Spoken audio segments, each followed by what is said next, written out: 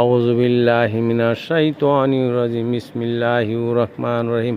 আল্লাহ পাক রব্বুল আলামিন কোরআনুল কারীমের 101 নং সূরা আল কারিয়া 6 নং আয়াতে ইরশাদ করেন, ফাম্মা মান সাকুলাত মাওয়াজিনুহু, যার নেকির পাল্লা ভারী হবে, ফাহুয়া ফি ইশাতির রাদিয়া, সে পাবে নিরবিচ্ছিন্ন শান্তির জীবন।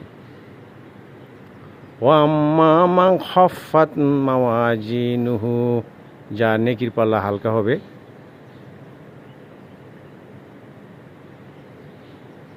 ফা উম্মুহু হাবিয়া, সে পাবে হাবিয়া দুচক, কষ্টের জীবন।